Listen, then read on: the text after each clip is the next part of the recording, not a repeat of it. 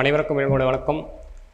என்னோடய பேர் சரவணகுமார். நான் தருமபுரி மாவட்டம் பெண்ணாகரம் வட்டம் பத்ரளி அப்படின்ற ஒரு சின்ன ஒரு சிறிய கிராமத்தில் வந்திருக்கேன். இது என்னோடய வாழ்க்கையினோட முதல் மேடை. பல மேடைகள் ஏறினாலும் இந்த மேடை எனக்கு சிறப்பானது. இது என்னுடைய லட்சியம் சொசைட்டியில் ஒரு நல்ல ஒரு மாமனிதராக நிறைவேற்றப்படக்கூடிய ஒரு மேடை. இந்த மேடையை அமைத்து கொடுத்த ஒரு சுரேஷ் நிறுவனத்துக்கு என்னுடைய நன்றி. இப்போ நான் டிஎன்பிசி குரூப் 4 நடத்த முடிந்த குரூப் 4 தேர்வில் வெற்றி பெற்று ஊரக வளர்ச்சித்துறை டிபார்ட்மெண்ட் தேர்வு செய்திருக்கிறேன். இந்த வெற்றிக்கு முழு காரணம் சுகேஷ் சார் அவர்களும், இரண்டாவதாக கனிமுருகன் அவருடைய ஒரு தன்னம்பிக்கையும் இருந்ததுனால தான் நான் வெற்றி பெற்றிருக்கேன். இப்போ இந்த இன்ஸ்டியூட்டில் பார்த்தீங்கன்னா 2022 ஜாயின் பண்ணியிருந்தேன். நான் அப்போ பார்த்தீங்கன்னா குரூப் 2 கிளாஸில் மிடில் கிளாஸில் நான் ஜாயின் பண்ணியிருந்தேன். அப்போ ஒரு பாதி பேட்ச் போயிடுச்சு. அந்த டைமில் பார்த்தீங்கன்னா என்னால் கரெக்டாக குரூப் 2 ஃபோக்கஸ் பண்ண முடியல. நெக்ஸ்ட்டு குரூப் 4க்காக ட்ரை பண்ணேன். நெக்ஸ்ட்டு குரூப் 4 என்னால் ட்ரை பண்ணல. இப்போ அடுத்த குரூப் 4 தான் இப்போ கிளியர் பண்ணியிருக்கேன். இது எனக்கு செகண்ட் அட்டம்ப்ட்டு. இந்த செகண்ட் அட்டம்ப்ட்டில் தான் கிளியர் பண்ணி நான் ஊரக வளர்ச்சித்துறை டிபார்ட்மெண்ட்டை நான் தேர்வு செய்திருக்கேன். 2 வருஷமே இங்கே தங்கி தான் படிச்சிருக்கேன். அந்த 2 வருஷமே பல உழைப்புகள், பல கஷ்டங்கள், பல அவமானங்கள், மெயினாக பல அவமானங்கள் பட்டு தான் இந்த மேடைக்கு வந்திருக்கிறேன். இதுக்கு முழு காரணமாக தான் என்னுடைய பெற்றோர்கள், என்னுடைய அப்பா, என்னுடைய அம்மா. அவங்களுக்கு தான் அந்த ஒரு நன்றிக்கை அவங்க வந்திருக்காங்க. இவரும் எங்கள் ஊரில் முதல் கவர்மெண்ட் ஜாப்பாக இருந்தார். ஜாப்பாக இருந்துட்டு ரிட்டையர். எங்கள் அப்பா ஒரு 2 வாரத்தை பேசுவாருங்க. சார் சொன்னார், முடிந்தால் முடியாதது எதுவுமே இல்லை. தமிழ் மொழியில் முடியாதது என்ற சொல்லை தயவுசெய்து விளக்கிவிடுங்கள். ஒரு சிறிய கதையை நான் சொல்லுகிறேன். நானும் ஒரு 11ஆம் வகுப்பு வரை மேட்டூர் வைத்தீஸ்வரா வித்யாலய பள்ளியில் பயின்றேன். அப்பொழுது விளையாட்டு தேர்வில் முதலமைச்சர் எம்ஜிஆர் மற்றும் கல்வி அமைச்சர் அறநாயம் அவர்கள் இருந்த பொழுது எங்கள் பள்ளியின் சார்பாக, சேலம் மாவட்டத்தின் சார்பாக நான் மாநில விளையாட்டுப் போட்டிற்கு தேர்வு செய்து கோயம்புத்தூர் நேரு விளையாட்டு அரங்கிற்கு என்னை அனுப்பி வைக்கிறார்கள். அங்கு சென்று பார்த்தால் ஒவ்வொரு மாவட்டத்தில் இருந்து மாணவரும் சொல்லப்போனால் ஒரு காவலர் வடிவில் உடம்பு பலகேந்திரமாகவும் திறமையாகவும் இருக்கிறார்கள். ஒவ்வொரு மாணவன் பின்னாடியும் ஒரு உடற்கல்வி ஆசிரியர் வந்திருக்கிறார். என்ன பின்னாடியும் ரங்கசாமி அந்த ஆசிரியர் வந்திருக்கிறார்கள். அந்த விளையாட்டு மைதானத்தில் அதிகமாக உயரம் குறைந்தவன் நான் தான். பெற்றோர்களே சிந்தித்து பாருங்கள், 151 சென்டிமீட்டர் அந்த உயரம். என்னுடைய விளையாட்டு ஈட்டி விசிறுதல். ஆனால் என்னுடன் போட்டிக்கு வந்த மாணவர்கள் அத்தனை பேருமே நல்லா பெரிய பலசாலிகள். இதை பார்த்தவுடன் என்னுடைய உடற்கல்வி ஆசிரியர் திரும்பி போய்விட்டார். நம்மளுடைய மாணவன் கண்டிப்பாக ஜெயிப்பதில்லை என்று போய்விட்டார்.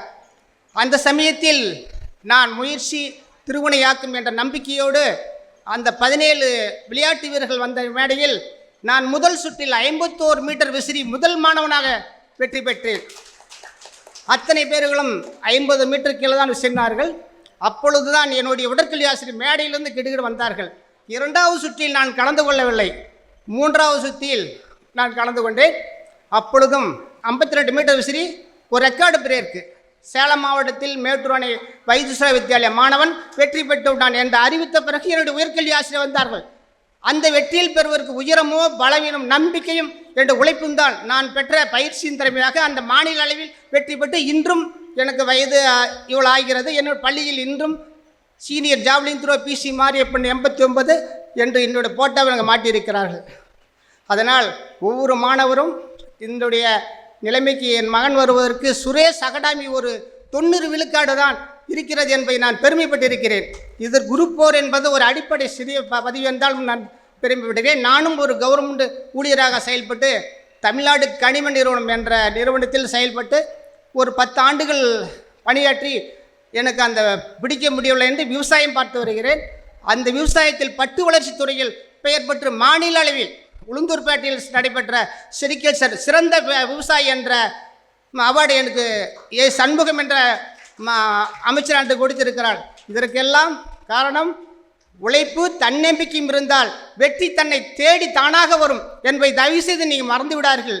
இந்த வாய்ப்பை அளித்த என் மகனை உருவாக்கிய இந்த சுரேஷ் அகாடமி முன்னவர் நிறுவனர் அவர்களுக்கும் இங்குள்ள பயிற்றுனர் ஆசிரியர் பெருமக்களுக்கும் எங்களுடைய இருவரின் மனமார்ந்த நன்றியை தெரிவித்துக் கொண்டு விடைபெறுகிறேன். வணக்கம்.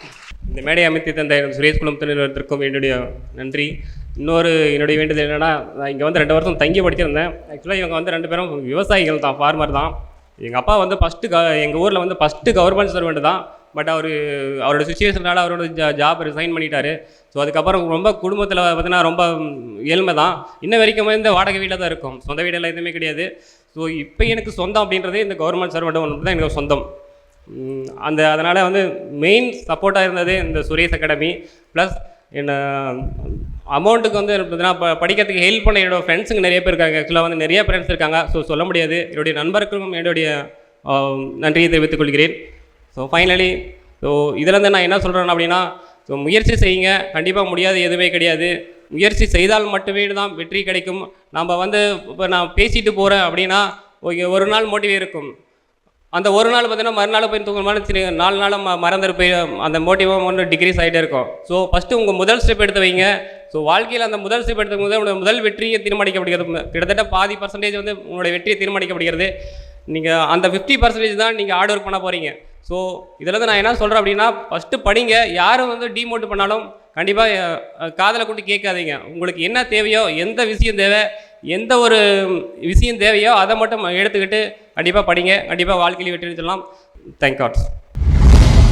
சுரேஷ் IAS அகாடமி, வெற்றியின் முகவரி.